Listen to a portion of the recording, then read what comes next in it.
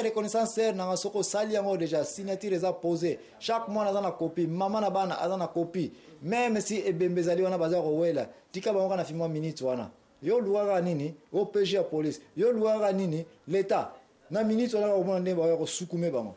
ya bo banga bandoki wana te bandoki wana bazana bango te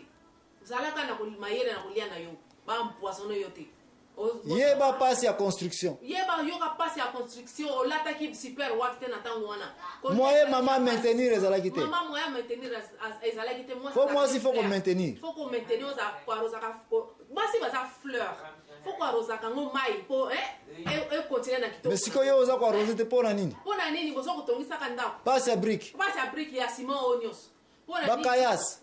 onios eza facile te et puis mutu avani kana village kuna village soki abutana esika wapi aya kotelemela biloko wana lobi ya biso ya famille yango bazo bateke la famille se compose papa maman et les enfants bayebi yango te yeah. Même na et puis bible kuta bagisi kaka papa na mama kaka famille que papa mama yebana ya papa bana na mama kiaku kangana mais siko bango bakomi kiaku ya yo bokende pa ya banoko na bino est-ce que so yo kama mobali aza kotindika bana bakende pa noko na bango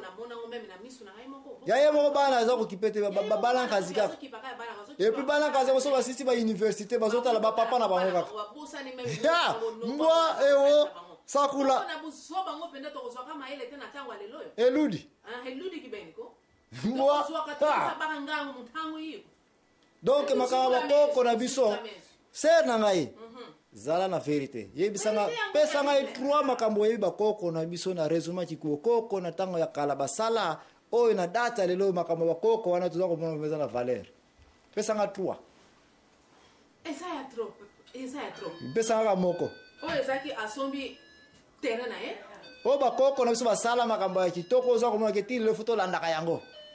ndeti ya Abraham koko na biso ya culture na biso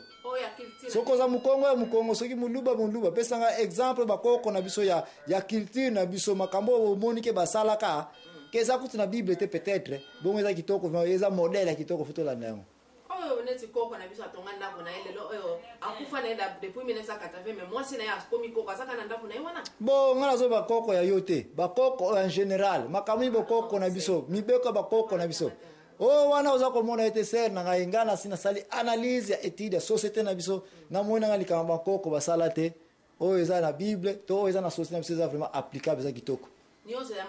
oh balobaka famille na ngai eza balankazi na ngai ya makambo zo bakaka il n'y a rien de bon bakoko kama tabebisi nyoso wana koko vani kaka na ndako bana baka na osaka bilanga basi kidi baya makambo koko na ngwana te rien de bon mais sikoyo bato basoka no boto la kaba ndako ndeko na bango na pe mona bazalaki na respect na ndeko na bango na ndeko na peut-être yé mtu azaki lusungia famille na tango wana bosa ko respecter mais na tango azate bo respecter kaka na bana pe oyo batiki ke bolo bake ndeko na tango boto la ki bango biloko yango na so bate ndeko wana bazalaki quand même bien lusungia famille ke atiki bana boyo ka bosa na souci ndeko na bino bozaki na souci faut démontrer yango na bana bo la sango na bana mais bino bozui bana abandonné ba classe ekufi biloko ko teki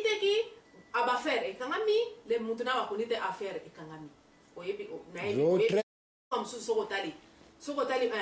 Ford compagnie Ford e banana depuis tango ya kati lelo oyo so monango ekufa non famille Ford kaka kufa famille Ford ti président Ford kufa kana mingi si je me trompe pas oui famille sur il y a General Electric famille sur bon on a yo Mercedes Benz Daimler famille Daimler en Allemagne ti lelo bango na bango kaka oya biso banque omona banque ezalaki wana banque le même jour ki kangamene so moto azalaki na garage bakane so bateki nyonso ekufi machine à fufu bateki et puis mesa na nyonso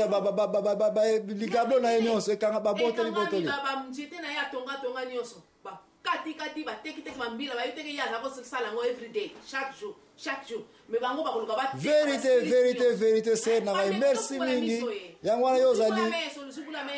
merci mingi alors donc conclusion na yango wana otire ete émission na biso oyo tangu nyonso obana ko yaka n'est-ce pas na ngwana zanga te po batungai naza l'activiste pona kolobela bato basake bazana munoko koloba me bazana baso banga koloba donc ngana zolo ba na place na bango. Merci mingi sœur na biso ani. Par exemple la Bible ezali vie. Olandi osoko olandi Bible te. Oza lokola mutu azotambola kame.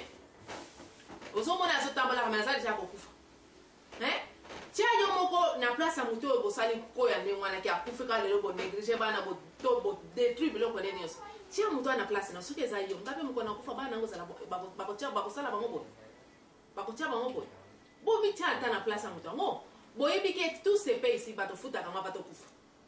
Bana yo bato ndenge wana bana bango vina bango ezalaka misérable. Bo pona bana opesi bango conseil nini siko ya suka? Bana bafungola misu. Ba récupérer ni? Ba récupérer bo landa bango bo récupérer kanana bino. Donc landa bango. O ni kolo ba landa bango récupérer le ponga papa, récupérer ba faire papa. Papa soka sana ba faire soka kufi bana ba sala ngo ko le ka même papa nenga sali la. Merci. Oui, eza. Net famille Rockefeller. Oh. Rockefeller famille bana tala makambasa ti lelo mokili nyonso. Eza na nyongo kofute pa famille nini Rockefeller. Rockefeller omoni.